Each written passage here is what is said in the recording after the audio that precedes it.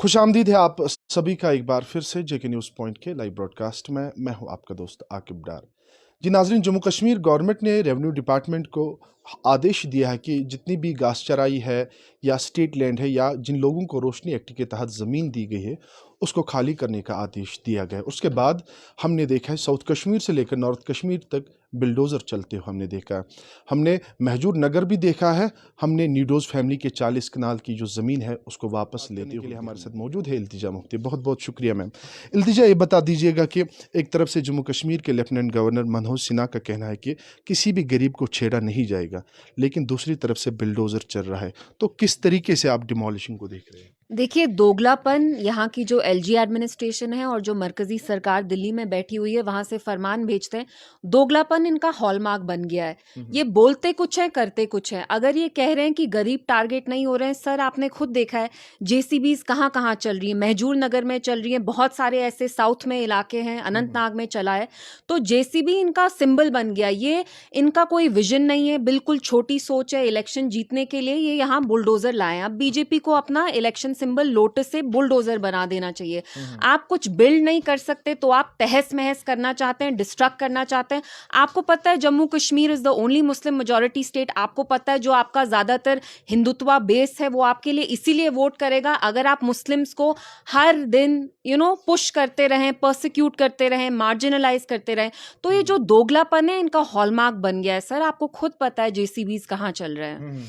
And आपने नीडोज की बात की। देखिए, नीडोज की जो आपने स्पेसिफिक एक केस लिया, उनका क्लॉज अग्रीमेंट कब से था सर? 1850 से, जब India Pakistan were part of the same country. So lots of them sir, इनको खुद नहीं पता है कब से इनका अब घास चराई के बहाने लैंड रिक्लेम।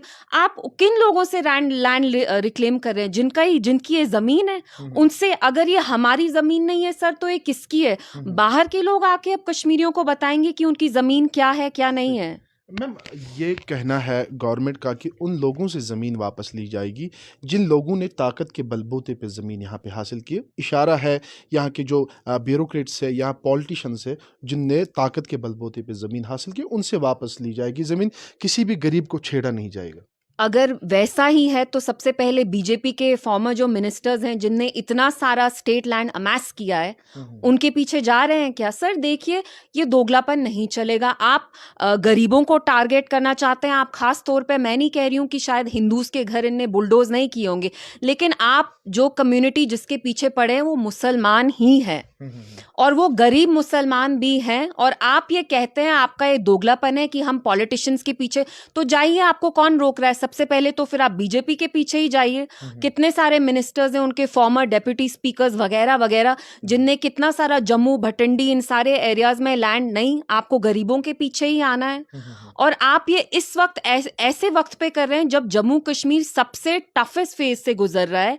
जो हमारी मरकजी सरकार है, एक दिन नहीं जाता सर जब वो वहां से नया फरमान ऑर्डर इश्यू नहीं होता। पहले हमारे जॉब्स के पीछे पड़े, रिसोर्सेज माइनिंग सारा आउटसोर्स करके अब जो आपके सर पे छत है वो तक लेना चाहते हैं। फैमिली से ताल्लुक़ रखते हैं, पिछले कई सालों से आपकी जो माँ वालिदा है महबूबा मुफ्ती साहिबा, वो साहब का वज़ीर आला भी रह चुके। क्यों ये किया जा रहा है? देखिए, वो तो बहुत ऑब्वियस है, बहुत जाहिर सी बात है कि इनको लगता है, इनको फ्रस्ट्रेशन है और इनको कुछ सैडिस्टिक प्लेजर भी मिलता है बुलडोजर चलाने से।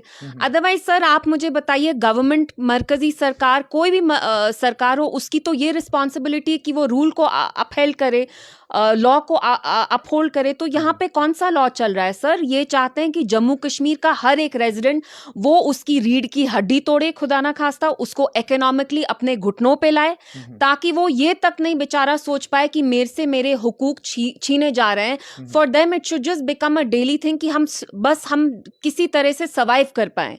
तो इनको लगता है कि अभी तक खुदा ना खास्ता जो जम्मू कश्मीर के लोग हैं उनको हम घुटनों पे नहीं ला पाए, क्योंकि उनने अपना प्रोटेस्ट दिखाया साइलेंट प्रोटेस्ट करके, वो भी इनको हजम नहीं हो पाता है। तो और ऑल्सो आपको समझना है कि बीजेपी जब से 8 साल से सरकार में है, उनका एक बेस बन गया है सर, जो जब देखते हैं कि वो माइनॉरिटीज को पनिश कर रहे हैं, यूपी में क्यों बुलडोजर चलाए, मुस्लिम्स पे ही चलाए, तो उनको इससे ज्यादा वोट्स मिलते हैं। तो कश्मीर उनके लिए गाय बन गई है जो पूरे मुल्क में वो उसको यूज करते हैं for votes, nothing else. It's a milk cow. तो आपको क्या लग रहा है, क्या इसका हल होना चाहिए तब जाके ये जो बिल्डोजर अभी चल रहा है ये बंद हो जाए? क्या हल हो सकता है? देखिए, हल एक ही है और जैसे मैंने अभी थोड़ी देर पहले भी दोहराया कि आपको अपने हुकूक के लिए लड़ना पड़ेगा।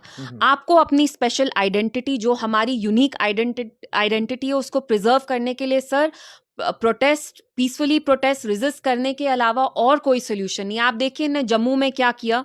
अभी तक वहां शायद पत्थर नहीं चले इन 3 सालों। हाँ, अब जब इनने बुलडोजर चलाए तो लोगों को गुस्सा आया, वहां पथराव हुआ।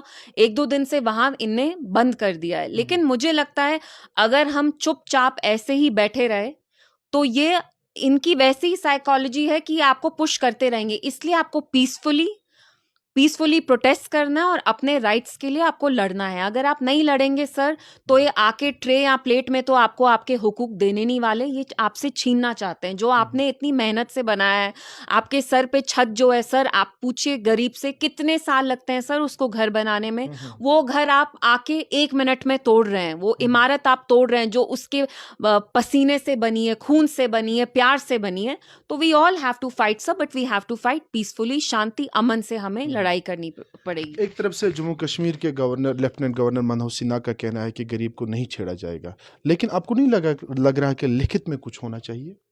सर जैसे मैंने बोला, ये उनका दोगलापन है। आई एम रियली सॉरी, वो मेरे से बहुत बड़े हैं, बुजुर्ग हैं, लेकिन ये उनका दोगलापन है सर कि वो बोलते कुछ हैं, करते कुछ हैं। आर्टिकल 370 हमने यहाँ खुशहाली नया कश्मीर, नीयत कब इनकी साफ रही है सर? जब आपकी नीयत खराब हो तो नतीजा कैसे अच्छा होगा? आप ये इसलिए कर रहे हैं क्योंकि आप चाहते हैं यहाँ के लोग और डरें। You want to terrorize them.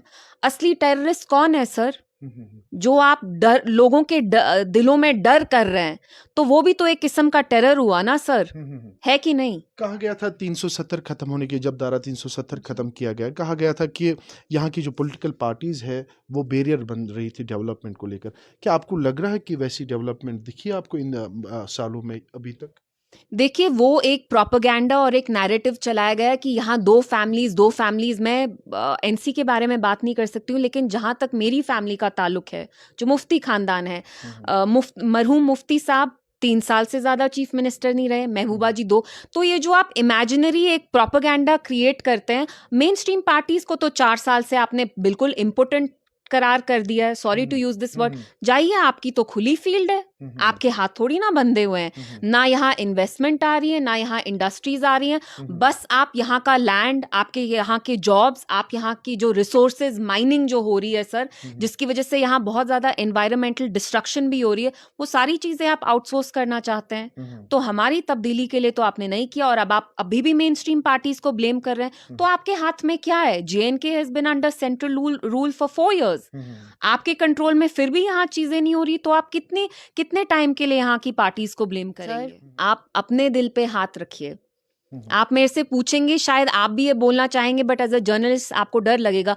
But sir, हम सब जानते हैं कि ये सारी गेम है डेमोग्राफी यहाँ की बदलने की। बिकॉज सर, आपके लिए समझना बहुत ज़रूरी है कि जो बीजेपी है, उनके लिए कश्मीर एक मजहबी प्रॉब्लम है, और इसका सोल्यूशन, इसका साधन है कि आप इसे मिलिटरीली जितना हो सके इसको एक प्रिजन बनाइए, एक जेल बनाइए, और यहाँ के जो लोग हैं उनकी पॉपुलेशन, आबादी कम कर करके बाहर के लोगों को लाके डाइल्यूट करते रहिए। यहाँ की आइडेंटिटी, यहाँ के लोगों की जो शनाख्त है, बिल्कुल खत्म करके फिर बाहर के लोग कश्मीरी बन जाएंगे और इनको ही वोट करेंगे। तो सर, ये तो सारा डेमोग्राफी का ही खेल है। वरना आप देखिए, वोटर लिस्ट में कितने लाखों लोग नए नए लाए, वो कहाँ से आए हैं सर? आर्मी का कैसे बंदा वोट कर सकता है, आप मुझे बताइए। कहा गया था कि 18+ जो हो गए उनको लिस्ट में शामिल किया गया। तो सर, वो तो सारा फेक है ना। मतलब इनको पता है कि इनकी असली सूरत हाल क्या है। इनको पता है यहाँ के लोग चाहते हैं कि इलेक्शन शायद हो, ताकि वो दिखा पाए, वो किसी तरह से रेजिस्ट कर पाए।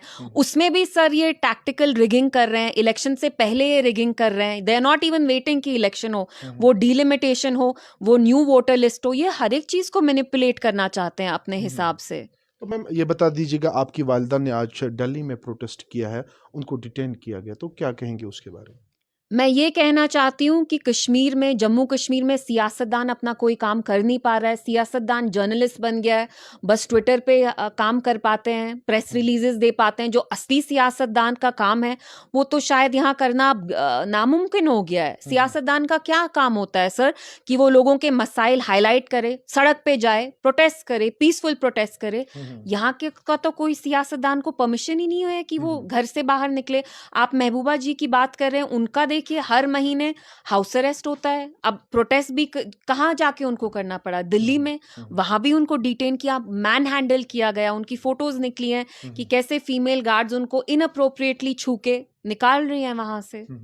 सो मैम बहुत बहुत शुक्रिया, आपने वक्त दिया है। ये हमारे साथ मौजूद थे इल्तिजा मुफ्ती साहिबा। तफसीलन हमने जानने की कोशिश की अभी जो बिल्डोज़र चल रहा है